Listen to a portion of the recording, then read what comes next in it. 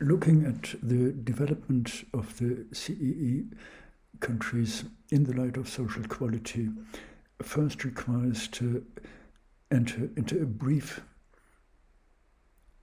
historical look into the development of the social equality approach. In 1990, everything started. In 1997, there had been the major document of social equality thinking,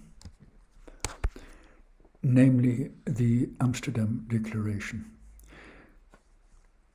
With this started not just a new thinking, but we find this as a reflection of real European societal developments.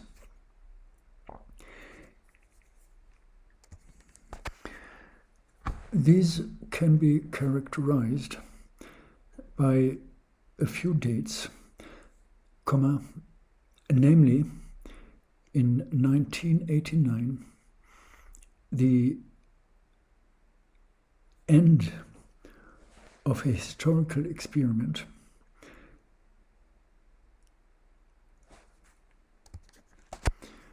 and for the time being we can refrain from characterizing it as a failure of socialism or the imperial takeover of the CEE countries. A time when the European Union had been still experimenting with certain programs in the social area. In the middle of the 1990s, this had been ended. We find a farewell to a specifically European defined approach to social policy and society building. It had been the dispute over the so-called anti-poverty programs. A new program under the title Progress had been stopped by the European Court of Justice, and European social policy entered a new stage. To cut a long story short, this culminated in the Amsterdam Treaty in 1997. The important part of it had been the employment chapter that had been introduced as a consequence of the foregoing dispute. It is important to acknowledge this historical background when it comes to the analysis of the developments of the CEE countries, but even more so when it comes to the relationship and the specific integration of these countries into the existing European institutional system. It is in the same vein that we have to analyze the developments within the region in question. The analysis of these countries has to go back to at least 1985 with the perestroika, and then especially with the development after 1989, when it came to the collapse of an entire region, a large region which claimed to be a different societal model. A claim that had been surely justified in the light of historical development of modern society. But perhaps we should go even further back and look at the development around the détente, the new political approach after the Cold War, which culminated probably in the Knifall von Warschau, the Warsaw Gentrification in 1970. This gesture, only a symbolical gesture, had been most important for the entire development to come.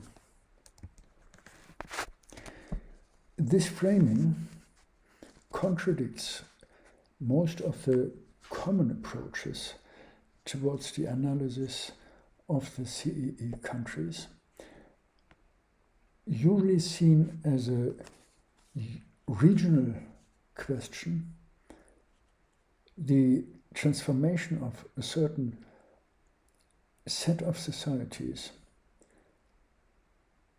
not considering that this had been part of a secular historical process, and as well that it had been majorly defined by a geopolitical setting that had been developing, or to be more precise, that had been developed, actively developed by certain groups in a society holding strong power positions and having a more or less clear vision of what would go on in the future in the global political arena. It is important to acknowledge this historical background when it comes to the analysis of the developments of the CEE countries, but even more so when it comes to the relationship and the specific integration of these countries into the existing European institutional system. It is in the same vein that we have to analyze the developments within the region in question. The analysis of these countries has to go back to at least 1985 with the perestroika, and then especially with the development after 1989, when it came to the collapse of an entire region, a large region which claimed to be a different societal model. A claim that had been surely justified in the light of historical development of modern society. But perhaps we should go even further back and look at the development around the détente, the new political approach after the Cold War, which culminated probably in the Knifall von Warschau, the Warsaw Gentrification in 1970. This gesture, only a symbolical gesture, had been most important for the entire development to come. This framing contradicts most of the common approaches towards the analysis of the CEE countries, usually seen as a regional question. The transformation of a certain set of societies, not considering that this had been part of a secular historical process, and as well that it had been majorly defined by a geopolitical setting that had been developing, or to be more precise, that had been developed, actively developed by certain groups in society, holding strong power positions and having a more or less clear vision of what would go on in the future in the global political arena. Important is to take this geopolitical approach as well as one that interprets the development of the individual countries as well as the development of the group of countries or of the region. In geopolitical terms, we may take Germany as an example to begin with. The part that became the GDR has been for a long time known as Corn Chamber of Germany, the poor eastern part of the country. After World War II, there had been a doubtless ambiguity. On the one hand, it remained economically a somewhat retarded area. The major destruction during the war, especially in the eastern parts of Germany, did not help, nor did the fact that the USSR insisted on the payment of reparation. Nevertheless, it had been also a somewhat strong state, for different reasons a strong ally of the USSR, in some ways stabilizing the entire CEE's region. This had been an important factor in respect of the relationship to other countries, East and West. As such, it has been also a somewhat outstanding importance in the years after the change. With some justification, one can speak of a takeover, while other countries of the region maintained some, I want to say, regained their independence. The GDR had been integrated in the former FRG, very much so under the aegis of the West End, as well very much remaining in the role of the periphery of the rich western part. Helmut Kohl, stating that all Germany would blossom at some stage soon, did not become true, at least in many core values, as the employment rate, the income and the income gap, and others. And indeed, until today, there is this major gap between, this major gap when it comes to living standards between East and West Germany. With a grain of truth, similarly complex constellations can be drawn on all CEE countries. Looking from the perspective of social quality at these countries today, i.e. analyzing their developmental perspective, has to take this into account as defining factor for all these countries. Any analysis has to relate also to some general questions, namely relating to the following: the longue durée, the somewhat deep identity of each country, the conjunctural time as perspective that shaped very much the contemporary national identity as loser or winner country, and finally leading to the level of events, the daily struggles in search of a place in history. This obviously refers to Fernand Braudel.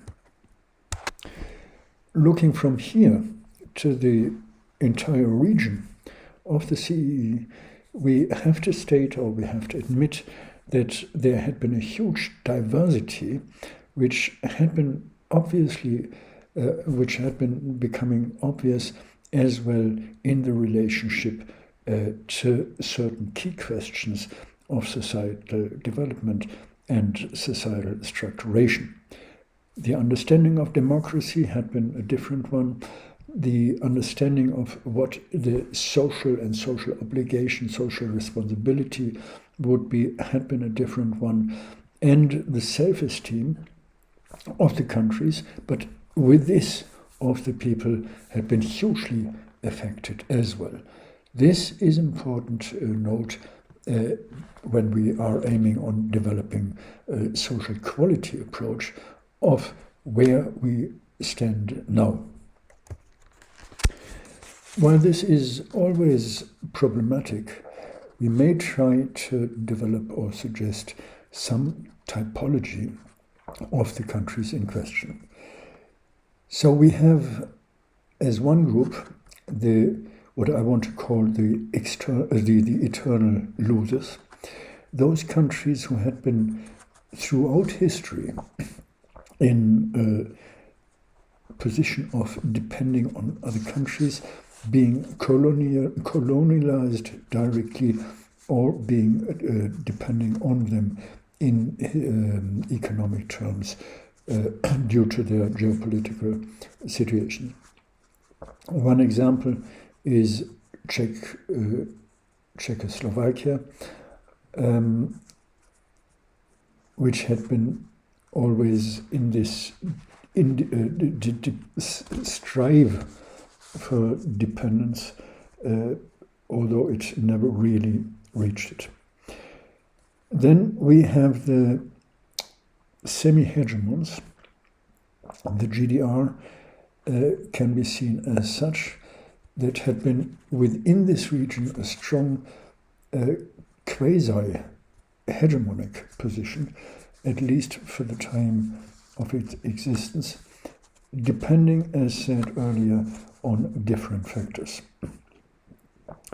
And then we have the eternal anarchists, as Hungary, always struggling for an own way, for fighting for independence, because there had been as well the dependence and the not clarified identity and belonging of the country. And finally, we may suggest a group of independentists, countries that had been striving in a specific way for independence in their own way. Saying this in such vein is, of course, hugely problematic, because even such countries, and I would suggest Poland is one of them, is a core of them, means that there had not been a complete independence, but there had been their own interpretation, for instance, of Catholicism, which played a major role in the development of the country, which always meant that there had been at least, when as far as there had been dependencies, two dependencies. On the one hand, the specific dependence kind of clarified by war, and on the other hand, the underlying or overarching dependence from religion in its own interpretation, not least by a very, very strong cohort of believers.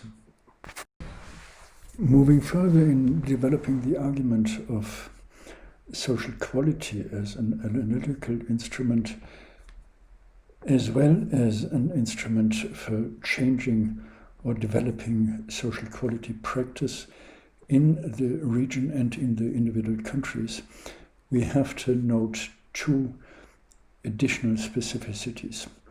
On the one hand, we are dealing again on the level of the countries and as well on the level of the subjective interpretation or subjective perception of individual people and social groups.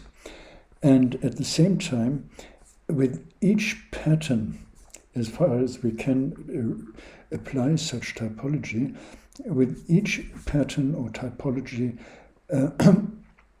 we have a specific characteristic of the social quality factors.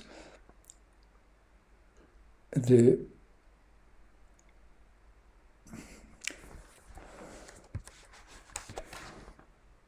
dimensions of social quality as in particular the objective and the subjective factors. To remind the reader, these had been in terms of the objective factors